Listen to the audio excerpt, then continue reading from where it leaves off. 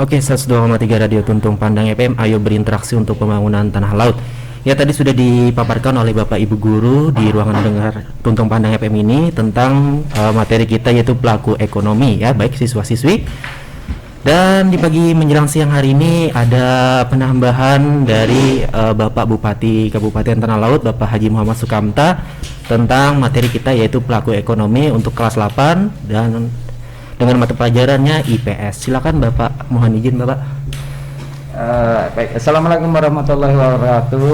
Waalaikumsalam warahmatullahi wabarakatuh. Anak-anakku, pelajar kelas 8 di Tanah Laut yang saya cintai, yang Bapak banggakan, dan juga ibu-ibu guru, Bapak guru yang hari ini hadir di acara Bedatang ya, sebagai salah satu program penguatan pembelajaran daring yang kita lakukan karena situasi kondisi di Kabupaten Tanah Laut saat ini justru dalam situasi yang semakin membahayakan ya, karena dalam 2 bulan ini Desember sampai Januari lonjakan kasus positif baru ini sudah sangat luar biasa, bahkan hampir menyamai lonjakan positif 4 bulan pertama kemarin. Jadi dalam 2 bulan ini hampir sama dengan lonjakan itu 4 bulan pertama kemarin sejak kasus itu ditemukan di Tanah Laut, sehingga kita tetap melaksanakan daring ya.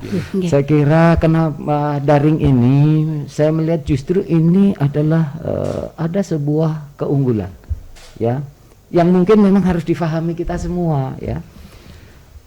Dengan daring ini sesungguhnya kita sudah memberikan pembelajaran pada anak-anak kita untuk mandiri ya. Jadi ibu-ibu guru hanyalah sebagai tutor, sebagai pengarah materi. Sesungguhnya dengan daring ini anak-anak kita bisa mencari materi atau pengetahuan yang secara lebih luas ya, secara lebih luas. Dan kalau tidak paham kan bisa bertanya dengan Bapak Ibu gurunya kan. Artinya kapan saja mau belajar itu bisa dilakukan ya. Dan ibu-ibu juga akan menjadi tertantang karena bisa jadi anak kita itu belajar mencari lewat media, lewat Google, lewat apa. Bisa jadi anak-anak kita lebih cepat belajarnya dengan ibu-ibunya, gurunya. Sehingga ini tantangan berdua kalau saya melihat ya. Ya, ini sebuah tantangan yang berdua loh. Nanti jangan-jangan ibunya kalah cepat belajarnya dengan dengan mulut kita. Nah, artinya apa? Dengan daring ini sesungguhnya terdapat sebuah proses pencerdasan bagi anak-anak kita yang secara mandiri, sehingga dia akan lebih cepat lagi menguasai. Bahkan kalau ibu-ibunya nggak siap, bapak gurunya nggak siap, bisa jadi nanti bisa ketinggalan dengan anak-anaknya. Jadi tantangan berdua, tantangan para guru, tantangan pada siswa. Saya kira ini. Jadi ini pembelajaran yang lebih maju sesungguhnya ya. Hanya persoalan sekarang kan ada yang namanya generation gap ya. Orang tua kita masih berpikir pembelajaran itu model yang kemarin-kemarin ya. Ya, semua terfokus diserahkan kepada guru. Pinter atau tidak pinter ada pada guru. Ya, padahal kan tidak demikian sekarang proses pembelajaran itu. Bahwa bagaimana anak menjadi mandiri, dia bisa terus mengejar pengetahuannya, dia semakin sadar bahwa kalau hanya dari seorang guru itu sesungguhnya tidak cukup ya, tidak cukup pengetahuan, karena guru itu hanya memberikan kunci-kuncinya saja. Nah, sehingga kalau mau pinter ya, mau berkualitas, sesungguhnya guru hanyalah seorang perantara ya, seorang perantara aja untuk mencapai tahapan-tahapannya itu. Jangan diserahkan pada guru ya kan. Nah, inilah saya kira yang harus kita maknai di dalam pembelajaran daring seperti ini ya.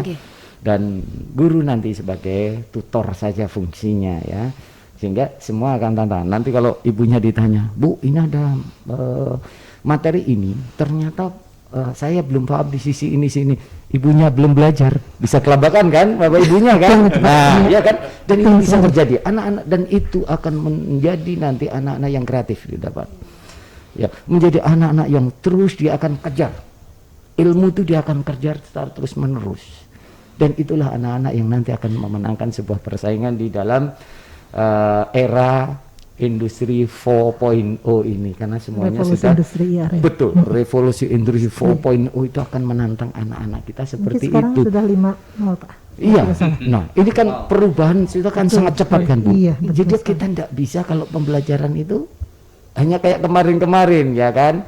Ini tantangan kita semua. Dan tadi saya menyimak materi hari ini adalah luar biasa, menyangkut pelaku ekonomi. Iya, karena apa? Pelaku-pelaku ekonomi inilah yang akan menentukan kemajuan dari daerah kita ya. Sehingga kita, anak-anak kita yang sekarang kelas 8, kita harus berbangga dengan adanya sistem daring ini. Karena apa? Memberikan keleluasaan. Artinya kalau di sekolahan belajar itu cuma 8 jam ya. Iya betul Pak. Iya, 8 JP, ya, dari jam pukul pelajaran. 7.30 sampai pukul Ya, 7.15. 8 JP. Iya.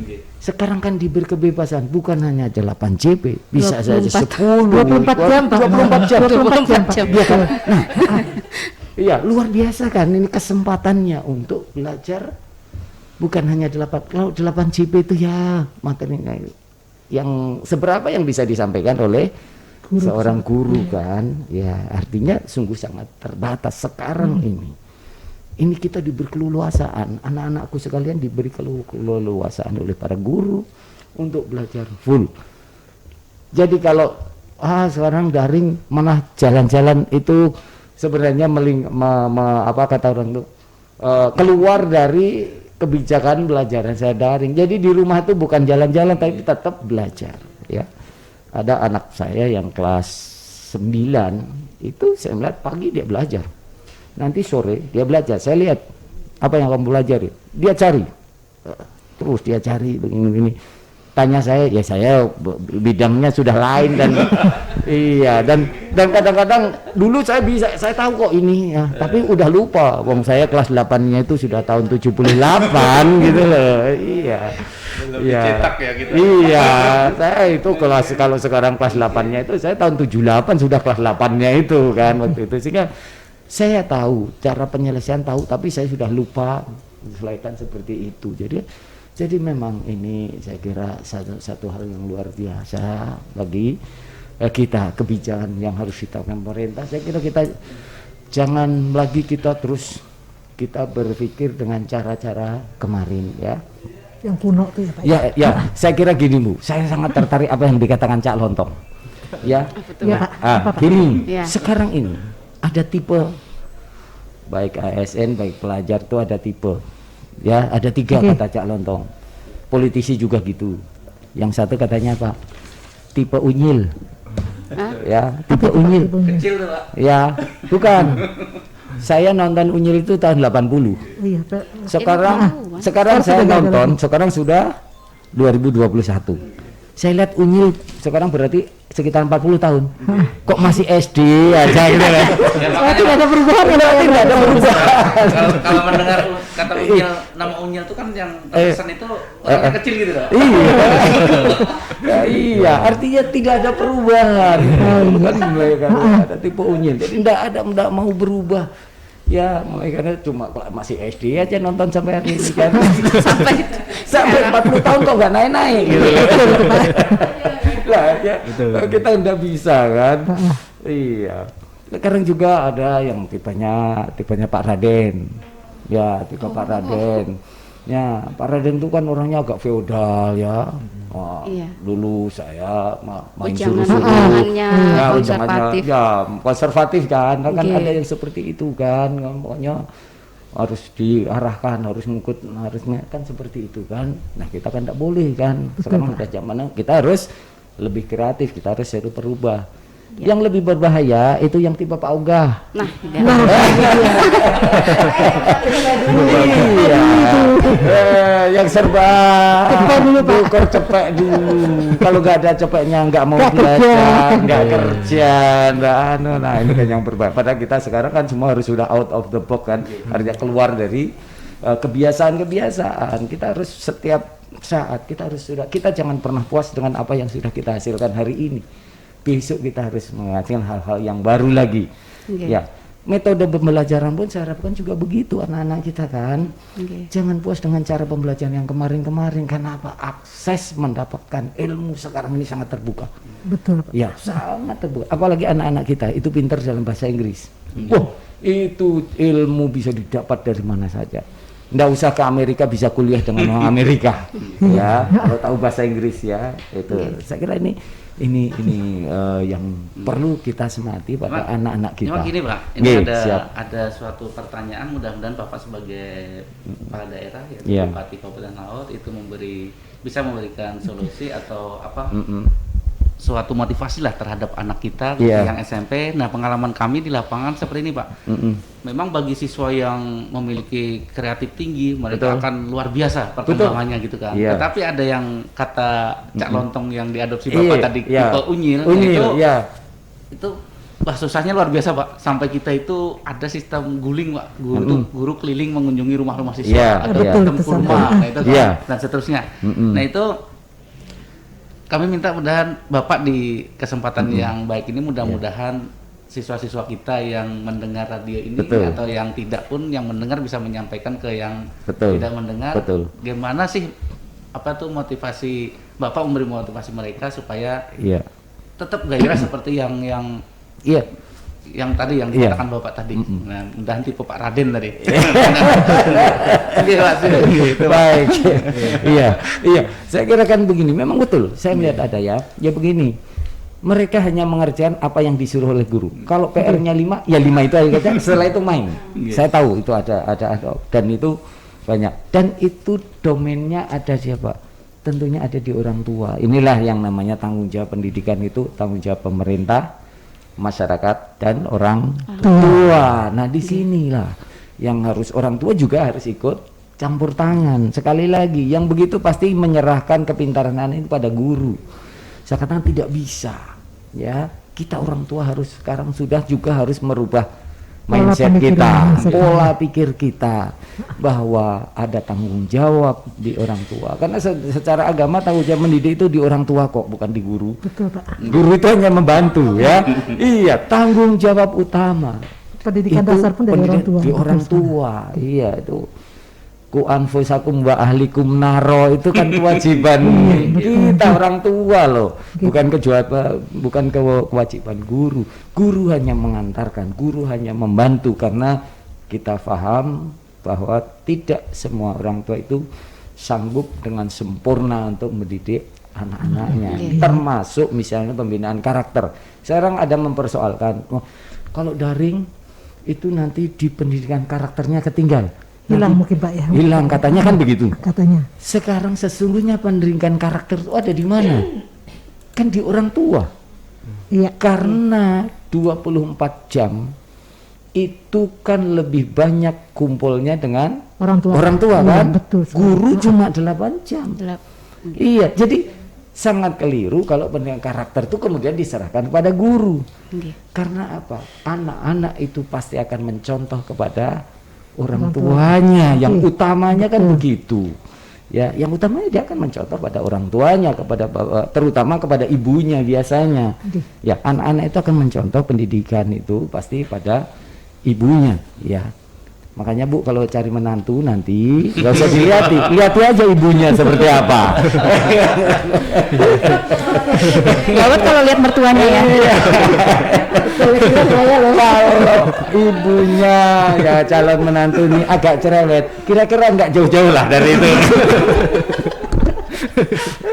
Pengalaman. Ya.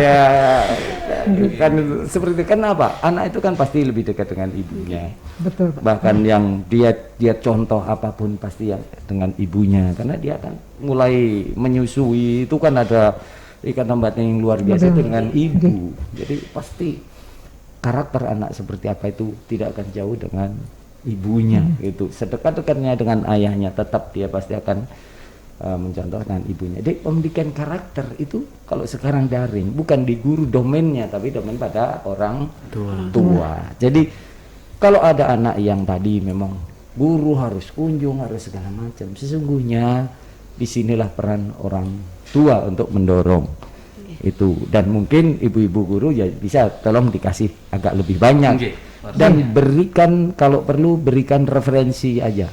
Kamu harus coba cari di Google temanya ini. Memang harus, kata orang itu sampai titik komanya. Kalau anak-anak yang cerdas, dia dikasih tema gini aja, dia udah akan nyari sendiri di sini cepat kan, Pak, Bu? betul, Pak. Kalau yang nggak ngerti ini Pak bingung. Ya, yang nggak ngerti ini Betul. kan pasti itu. Kalau anak-anak yang ngerti, kasih temanya gini, dia sudah akan mencari di sini, Cari sendiri, di betul. sini, di guru ini, di dokter ini, dan dia akan mencari secara otomatis. Nah, Betul sekali. sehingga justru dengan daring ini dia akan membuat lompatan yang lebih besar, saya yakini seperti itu. Ya, memang yang malas-malas saya mulai di sekolah itu, yang gitu-gitu di sekolah pun kira-kira tiga kali juga belum paham-paham juga kan dia. Jadi itu ya itu, tapi itulah tantangan kita, Bu, yang memang adalah pasti. Tapi saya yakini yang begitu juga jumlahnya tidak banyak. Yang banyak kurva normal ya. Artinya anak-anak kita yang lemah itu juga sejumlahnya sedikit, yang cerdas juga sedikit, yang lebih banyak itu yang biasa-biasa saja ya, yang biasa-biasa aja, dan sehingga di antara ketiga ini treatmentnya memang tentu berbeda ya, tentu berbeda. Ini kalau yang sudah pintar itu cukup dikasih pokok-pokoknya aja, dia udah Cari sendiri. cari sendiri dan coba suruh setor misalnya, setor referensi yang sudah ada mata tema ini, coba setor referensi yang berapa. Saya yakin mereka akan banyak sekali bisa nyetor referensi yang dia pelajari ya. Ya kalau yang rombongan di belakang ini ya memang perlu kesabaran kita, Bu, tapi memang perlu harus dikasih, kata orang, makannya harus dikasih lebih banyak. Walaupun mungkin agak kurang bergizi, tapi harus dikasih lebih banyak ya. Nanti supaya supaya dia ngejar itu. Kemudian juga kita kasih pertama mungkin referensi, kamu coba cari ini, harus ditunjukkan mereka memang tempat mencarinya di siapa, di buku apa, dia memang harus dikasih tunjuknya. Kalau yang nggak tahu, yang agak lambat ini, saya kira nanti coba diwajibkan store. Dia mau nggak mau kan agak kita paksa untuk mencari ya, sehingga nanti frekuensi kunjungnya menjadi lebih sedikit lah. Saya kira ini bagian dari strategi pembelajaran daring ini, Bu. Saya kira ini yang harus kita lakukan, dan mari kita selalu optimis seperti itu, Bu. Saya termasuk orang yang selalu optimis dan selalu memandang apapun yang terjadi itu adalah sebuah langkah baru, langkah maju di dalam kita membangun tanah laut ini. Nah, ini Pak, kemudian satu hal lagi Pak, yang berkaitan dengan materi kita pada hari ini, yaitu tentang pelaku ekonomi, di mana siswa-siswa kita SMP Sanawiyah di Kabupaten Tanah Laut ini adalah suatu masyarakat yang sekarang dan yang akan datang itu akan menjadi suatu pelaku ekonomi, yaitu pemuda sekarang, tetapi anak-anak sekarang akan menjadi pemuda masa yang depan. Akan datang, bukan yang mana nanti di apa itu menjadi Indonesia emas, tentunya Kabupaten Tanah Laut juga emas. Nah, jadi apa sih yang untuk kedepannya Kabupaten Tanah Laut itu untuk mereka tuh supaya menjadi pelaku ekonomi yang hebat, kemudian bisa diharapkan untuk memajukan Kabupaten Tanah Laut yang kita cintai ini. Betul. Ya. Betul, Pak. Ya. Yang pertama, untuk menjadi pelaku ekonomi kita harus tahu potensi yang ada di kita apa saja, yang itu kemudian bisa kita kelola ya. Skillnya Pak ya. Ya, Skill dan diri. skillnya. Yang kedua harus tahu pasarnya di mana. Ya, ini kemampuan membaca pasar dan kemampuan mengelola potensi, ini kata kuncinya. Ya, kalau sudah tahu pasar, mana? Yang ketiga adalah bagaimana membangun jejaring. Ya, ini namanya pelaku ekonomi harus banyak jejaring. Ya, sehingga kuat. Sekarang anak-anak muda banyak yang dia tidak punya pabrik, ya, tidak punya apa, tapi dia bisa menjual produk. Ya, banyak ya. Kemarin yang datang ke sini ya, yang namanya Gilang Juragan 99, itu anak muda yang memberikan bantuan bersama itu gabungan grupnya Raffi Ahmad. Oh, itu yang 500 juta itu Pak. Ya, yang 500 juta dia masih itu kemarin. Jadi itu, Bu, dulu mengawali usahanya apa? Cuci sepeda aja. Ya, dia mengawali usahanya itu dari seorang buka cucian sepeda saja, tapi dia membangun jejaring, dia memahami teknologi, sehingga dia terus berkembang, ya. Dia berkembang sekarang sudah menjadi pengusaha dalam usia tidak lebih dari 30 tahun. Dia sudah menjadi pengusaha yang sukses. Dia punya saham hotel, dia punya pabrik. Ya mungkin ibu pakai atau enggak saya tanya, MS Glus itu yang untuk muka ya. Ya, perawatan. Ya, krim, perawatan. Nah, itu. Ya, saya kan jarang pakai, Pak, karena memang mahal tuh. Sekali perawatan 5 juta loh, Bu. Bagaimana berarti Pak? Kita berapa Pak gaji kita? Dipakai sekali berangkat perawatan saja sudah habis gajinya. Kita pakai tubuh basah aja Pak. Tubuh basah lebih glowing. Iya, itu sekarang dia punya. Dan gimana? Kenapa? Pertama, dia bangun jejaring, dia tahu pasar. Oh, ini pasarnya luar biasa. Nah, maka mereka bermain di situ. Apakah mereka dulu tidak punya pabrik loh, sekarang sudah punya dia. Nah, sama anak-anak muda sekarang ya, dia pegang HP bukan untuk nonton YouTube, tapi dia pakai untuk transaksi Online Pak ya. online. Nah, Jualan barang online. dia enggak punya pabrik kan, Bu, enggak punya produk kan, tapi dia bisa bertransaksi dengan itu, dengan jadi HP ini gunakan. Inilah namanya teknologi, menguasai teknologi itu. Dengan demikian dunia sukses. Sekarang Pak Menteri kita yang Gojek kan dulu. Pak Nadiem. Iya. Pak Nadiem Makarim. Iya, Pak Menteri kita Pak Nadiem Makarim. Beliau kan Gojek kan. Iya. Saya tanya, Gojek punya mobil berapa? Enggak punya satupun mobil. Bandingkan dengan Bluebird yang mobilnya Banyak. udah ribuan itu kan. Iya. Sekarang gimana? Ya.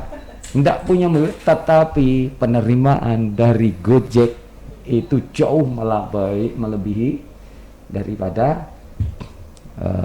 Bluebird yang sudah merajai taksi di Indonesia. Sehingga sekarang pun Bluebird mau nggak mau harus mengikuti itu kan. Iya, ya, betul, Pak. ya. Kenapa? Modalnya apa? Hanya modal aplikasi, modal teknologi.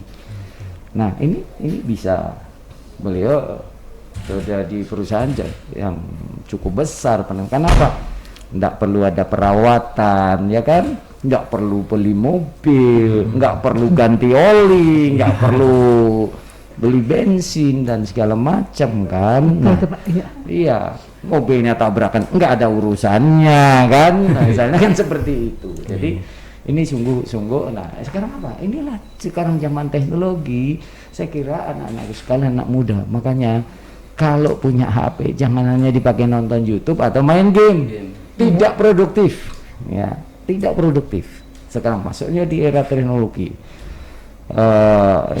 era revolusi industri ini, kita harus segera masuk ke sana. Makanya pembelajaran daring ini kan dalam kerangka kita masuk ke sana, Bu. Kita siap ke sana sehingga anak-anak kita pada saatnya dengan gagah perkasa dia sudah bisa masuk di dalam dunia ini. Jadi tolong jangan ditahan-tahan ini. Nanti menjadi tidak siap, dia tidak siap menjadi pelaku ekonomi karena apa? Kalah terus kalau kita masih bawa barang ke pasar, ya. Kita harus keliling, ya. Kalah terus kita nanti. Iya, nah ini kita nggak bisa seperti itu lagi. Jadi anak-anak kita saya harapkan seperti itu sebagai pelaku ekonomi. Masuklah sekarang di dalam era teknologi ini, sudah zamannya, iya kan. Nanti saya pun di pemerintah daerah, Bu, saya membangun pasar tapi nggak pakai bangunan, sehingga saya tidak perlu keluar uang. Saya membangun yang namanya pasar elektronik, marketplace, ya, artinya pasar elektronik kita itu saya harapkan UKM kita bahkan perseorangan itu bisa masuk di situ. Ya, nanti pengrajin sesirangan masuk situ, furniture masuk situ, kemudian kuliner boleh untuk masuk situ, yang jual material juga boleh masuk situ, bahkan perorangan. Dia misalnya ahli memperbaiki AC, silakan masuk sini, atau tukang batu, tukang kayu, ya, asal bukan tukang ngemplang aja. Iya. Iya. Nanti tukang tambal ban sekalipun yang dia ahli boleh masuk situ. Sehingga ketika belanja, utamakan pertama belanja pemerintah dulu, Bu. Dari pemerintah kita belanja pemerintah itu yang di bawah, sementara yang di bawah 50 juta dulu saya wajibkan harus belinya di pasar ini. Di pasar ini. Jadi kalau misalnya dia mau beli kertas, mau beli pulpen, mau beli tinta, silakan. Yang jualan tinta di sini berapa, harga tintanya berapa, sudah ada di situ. Maka tinggal mengklik aja. Siplah ya itu ya Pak. Iya, iya, ya siplah nanti. Siplah itu kan langsung di kita aja. Kalau yang di sekolahan nih kan siplah ya kementerian ya. Saya bilang kita beli di sini aja. Supaya apa? Supaya uangnya itu nggak lari dari tanah laut, tapi ada di UMKM tukang. Nanti perlu tukang batu yang punya sertifikat berapa? Tentu karena dia punya sertifikat kompetensi, upahnya yang nggak 100.000 lah. Dia harus upahnya di atas 150.000. Iya betul. Dan nanti semua yang mendapatkan pekerjaan sini perlu tukang. Saya wajibkan tidak boleh ngambil tukang di luar, harus ngambil di sini. Apa? Rakyat kita yang akan mendapatkan upah. Nah ini nanti akan jadi, ini kalau saya hitung-hitung ya selama 1 tahun wajib belanja ke pasar ini itu 25 miliar. Dan itu ditangkap rakyat kita. Belum saya mengatur nanti dari belanja pemerintahan desa. Di pemerintahan desa, jadi nanti yang untuk naikkan imun jual jamu jahe merah lah, kencur lah, apalah dia sekarang banyak sekali. Masuklah sini, nanti desa belanjalah di sini, yang hiduplah pelaku ekonomi kita kan. Nah ini yang nanti saya mohon pasar, sudah pasarnya kalau ditanya pasarnya di mana, tidak perlu ruang dan tidak perlu tempat, tidak perlu uang, tapi transaksi yang terjadi di situ cukup besar yang ditangkap oleh rakyat kita. Nah, pasarnya jadinya kayak abstrak Pak ya. Iya betul, Pak abstrak, tapi transaksinya nyata, Bu. Nah ini yang sekarang anak-anak kita yang sekarang masih SMP, pola pikir kita harus sudah seperti itu. Kalau mau berdagangnya di dunia maya ini ya, karena ini sudah pasarnya sudah seperti itu. Kalau Anda masih mau berjualan di Hasan Basri, ketinggalan deh. Iya. Itu sekalian pertama Pak menghindari kita yang social distance segala macam itu bagus. Betul. Terjadi physical distancing. Orang tidak bakalan dibegal orang di tengah jalan. Kenapa? Transaksinya kan juga lewat HP juga. Nah, dari transfer kan lewat elektronik semua. Jadi mau dibegal di tengah jalan ya nggak ada uangnya, memang nggak bawa uang gitu. Dan kadang-kadang tidak terperduli ini hujan ini, tetap bahwa kita bisa bertransaksi seperti itu ya. Nah ini Bu, saya kira makanya pembelajaran daring ini sebuah pembelajaran diberikan Allah SWT untuk mempersiapkan anak-anak kita memasuki sebuah dunia baru yang itu memang tidak pernah dimasuki oleh orang-orang dulu, oleh bapak ibunya, oleh orang tuanya, oleh generasi saya, generasi Pak Kamtar yang sekarang umur sudah hampir 58 tahun. Memang tidak pernah tepat, tapi kita harus membayangkan seperti itu nanti. Bahkan nanti saya yakin sekarang anak-anak kelas 8 itu berarti berusia sekitar 13-14 tahun lah saya kira. Itu nanti 10 tahun kemudian, artinya 2030 lulus kuliah itu. Mereka sudah kuliah, masuk dunia kerja. Lihat aja, nanti semua pasti sudah serba elektronik. Di 2030, 2035, 2040, semua kita yakini itu sudah akan masuk di dunia elektronik. Kalau sekarang tidak siap masuk seperti ini, kita yang tertinggal Pak. Maka kita yang akan kebingungan, kita anak-anak kita menjadi tidak percaya diri ya. Karena sehingga yang bermain justru orang lain. Nah ini kan, makanya ini harus kita persiapkan mulai sekarang. Kita jangan berpikir hari ini, berpikirlah 10 tahun yang akan datang, 20 tahun yang 2045. Bisa jadi nanti ATM itu nggak ada lagi. Iya, kenapa? Transfer sudah pakai HP semua. Iya. Ngapain juga ke ATM kita. Iya. segala. Kita mau beli apa ya tinggal pakai HP ya. Kita mau menerima, kita jual apapun, ya masuknya di HP juga. Jadi semua kalau kita belanjanya sudah pakai HP, ngapain juga ada ATM. Nah, sama dengan kasir-kasir dan segala macam. Nanti kan tidak perlu kasir lagi. Semuanya sudah serba elektronik. Tantangan lagi itu, Pak. Tantangan lagi. Betul. Inilah saya bilang bahwa era revolusi industri ini bisa sangat sadis sekali, Bu. Termasuk ibu-ibu yang sekarang sudah mempelajari daring. Lah kalau nanti 2030, 2035 memang kebijakannya semua adalah daring untuk kira-kira kita diperlukan guru berapa orang aja, Bu, di tanah laut ini? Ya, Berkurang dong berarti Pak ya. ya bisa tidak banyak kan. Nah, dan ketika nanti semua masuk elektronik, pemerintah ngambil kebijakan, tidak ada lagi pertemuan langsung, dan itu bisa jadi karena semua sudah memasuki era seperti itu ya. Di negara-negara maju sudah seperti itu. Nah, nanti bisa tidak perlu banyak lagi guru, hanya dipilih guru-guru yang memang udah pinter di IT, ilmunya sudah betul-betul mendunia. Bisa jadi seperti itu. Ini harus kita persiapkan anak-anak kita yang ingin jadi guru-guru yang memang paham dunia maya, dia punya keilmuan yang mendunia, sehingga pada saatnya dialah yang akan jadi pemenang.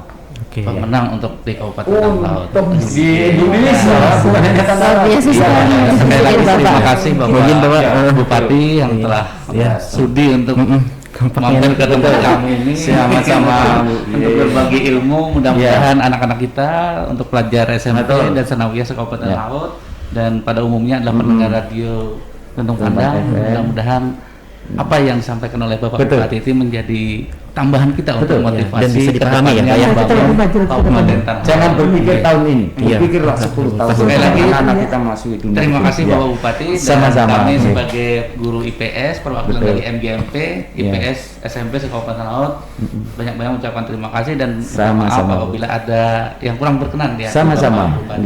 Tetap kita semangat untuk memberikan sekolah dari justru inilah momentum membangun anak-anak kita yang berkualitas. Betul. Baik, terima kasih untuk Bapak Bupati Kabupaten Tanah Laut Haji Muhammad Sukamta telah memberikan pembelajaran tambahan untuk anak-anak siswa-siswi di Kabupaten Tanah Laut dan para bapak ibu guru juga di sini ya. Oke, nampaknya kita sudah di penghujung acara nih siswa-siswi. Kita akan bertemu besok pagi juga di acara yang sama di Badatang dengan pembelajaran yang berbeda tentunya. Oke, di sini saya yang bertugas Muhammad Beri mohon pamit undur diri dan operator Mulyadi. Assalamualaikum warahmatullahi wabarakatuh. Waalaikumsalam.